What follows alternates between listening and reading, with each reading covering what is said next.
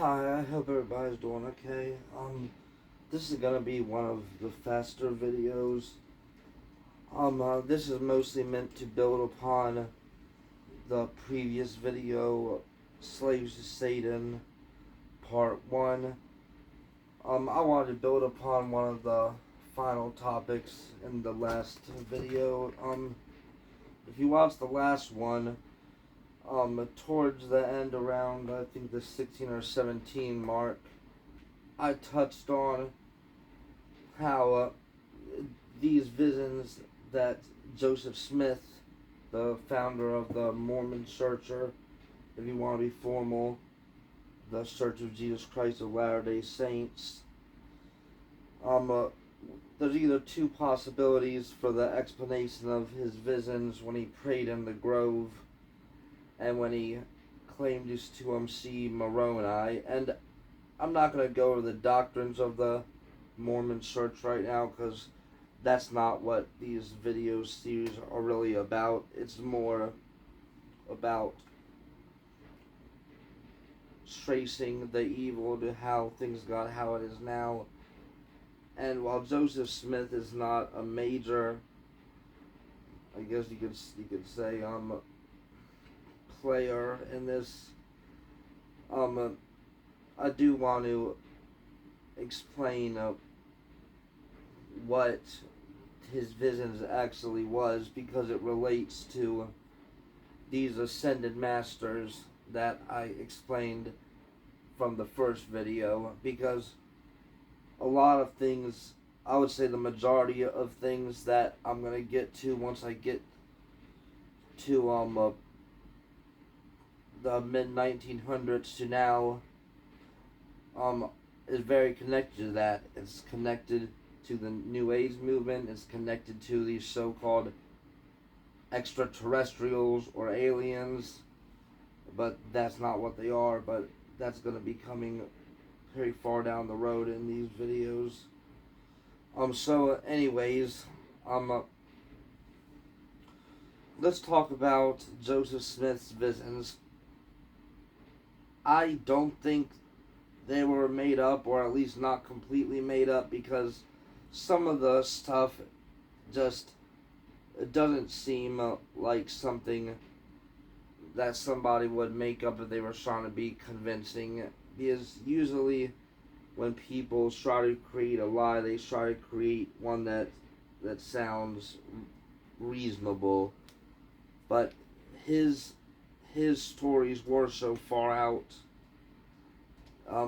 He most likely was visited by something, and based on his accounts, what he was visited by was definitely not something holy. When he describes, I believe it was the first time that he said that he went to the grove to pray about what church to join, and he says that a great darkness fell upon him, and that he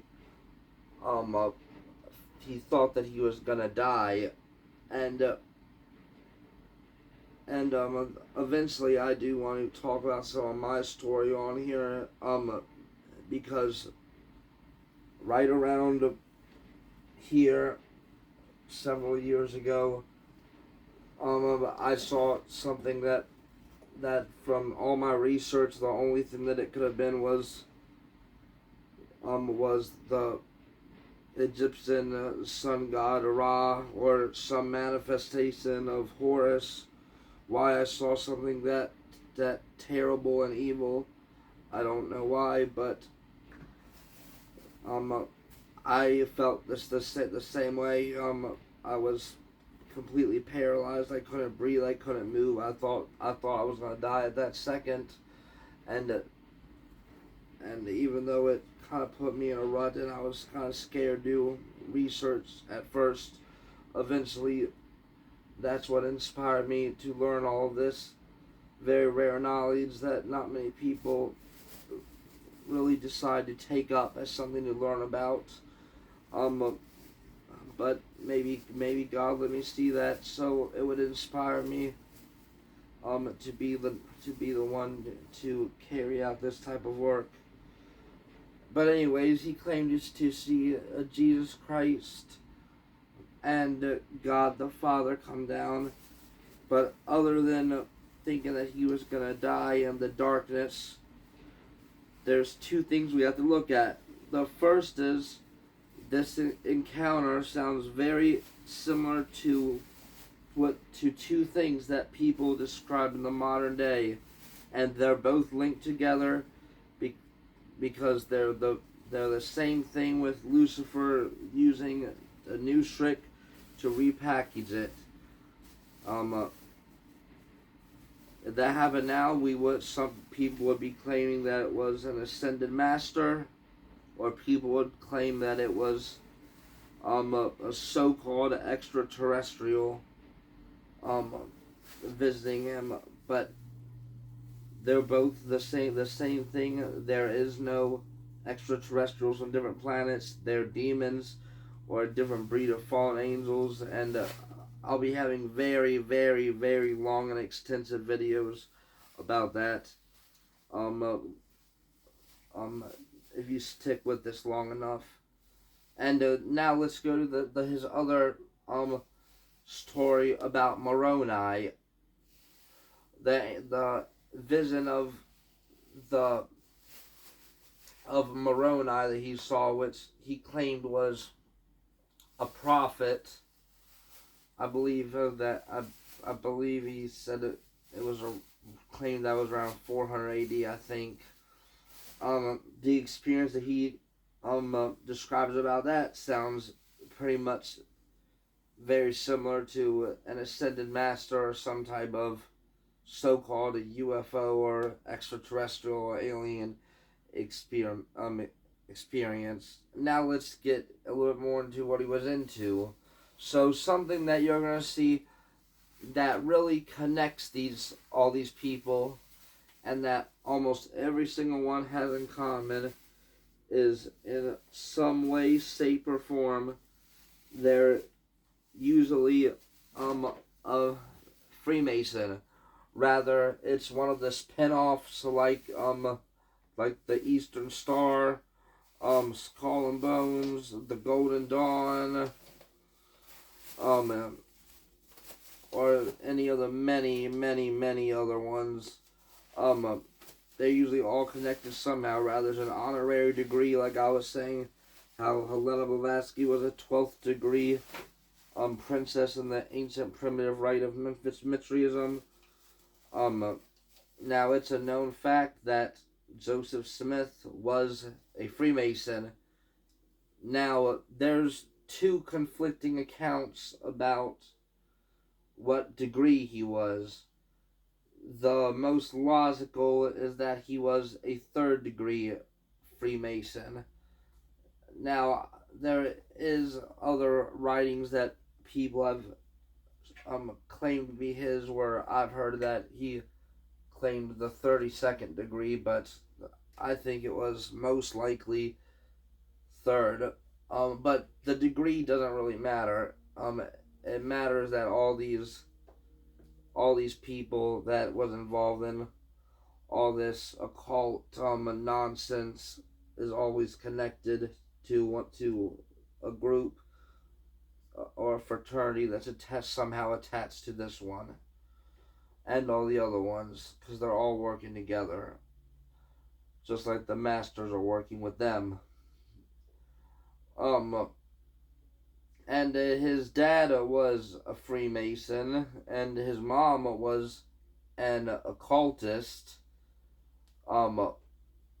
There's books on that. She talks about drawing magic circles all over the house.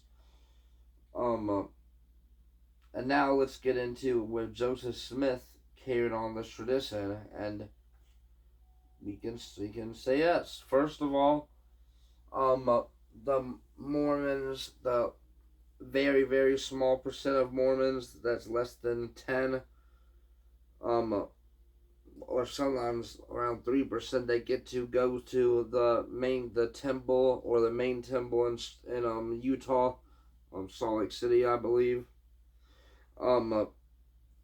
Pretty much about 80% of the ceremonies or rituals or whatever word they use for it is based off of the rituals in Freemasonry.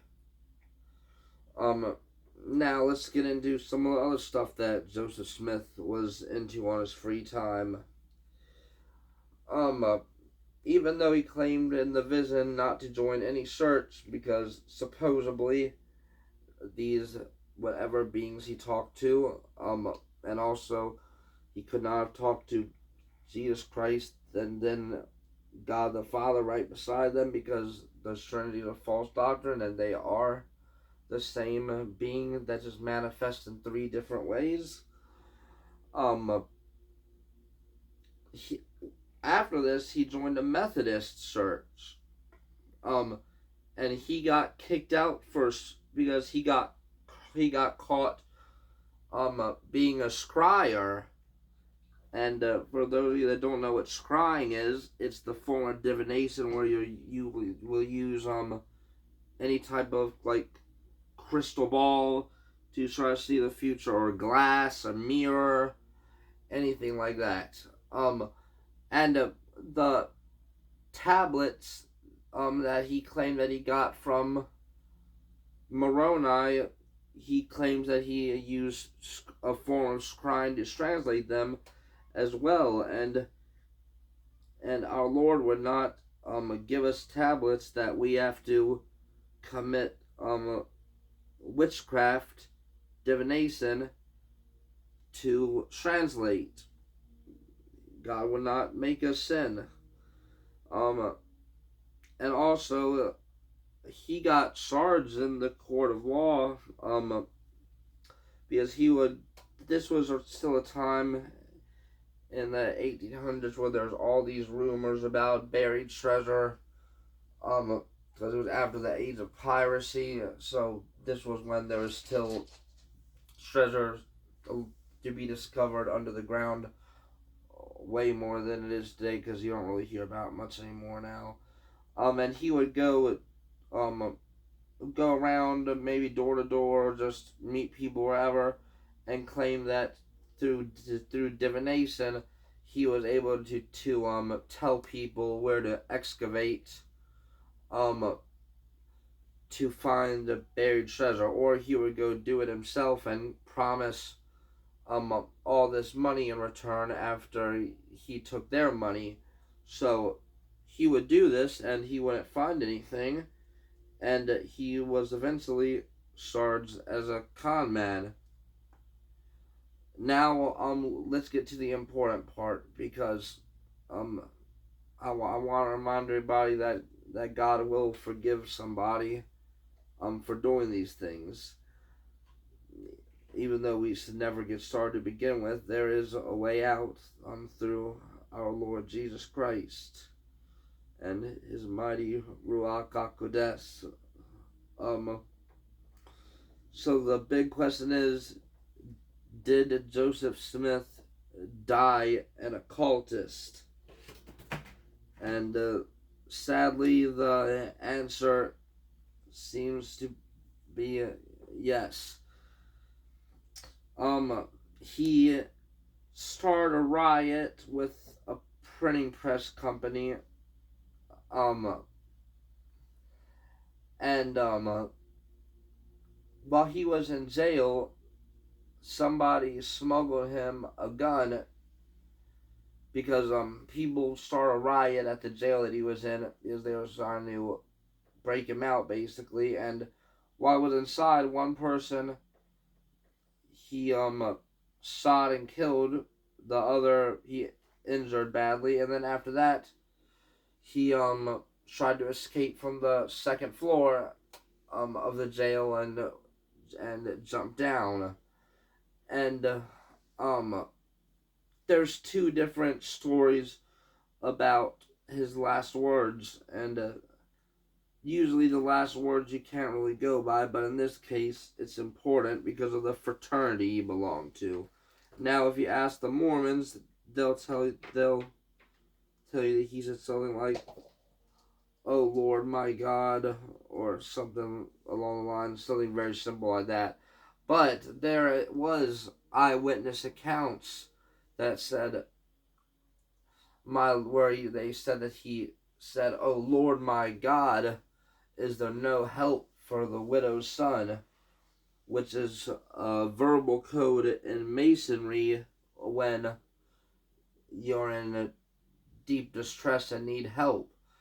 And there was also eyewitnesses that said the people outside that shot him and killed him were wearing Masonic rings, because obviously he broke his master mason oath, his fellow apprentice oath, and um his entered apprentice oath. If that's the only 3 degrees that he went, or if he went higher, then obviously he broke more, because he told non masons about the rituals, and took them to the Mormon church and taught them to people that was not a mason. So that would get you in very hot water, especially back then when this stuff wasn't really known or public. And also, we need to point out that some people say he had 25 wives, but I see 35, but I've heard up to 40. And also, he had a talisman in his pocket when he died. And for people that don't know, a talisman is basically, you can say it's a good luck charm, but it goes beyond like buying a rabbit's foot at a convenience store. It's something that's specifically a charged occult object that somebody puts power into from the spirit world. And I believe it was the talisman of Jupiter, which is something that an occultist carries if he wants good fortune with women and worldly material things, such as just money, big houses, expensive things that doesn't really matter, etc. So I'm gonna end it here. Part 3 is gonna be more important, but I just wanted to backtrack to this and go more in detail, since I mentioned it on the second one, and it is important, because Joseph Smith did inspire all these other people under him to continue the occultism, because when you get to the deepest secrets of the Mormon church, you find a lot of things to do with evidence of Lucifer worship. You find evidence of being interested in extraterrestrial life, different planets, because it all ties back to that with pretty much all these cults. That's something that's common with almost every single one. Somehow that starts to be in the picture somehow. And I promise that these are gonna get better as they go. Once everything starts to come full circle. So I hope they stick with it. Thank you.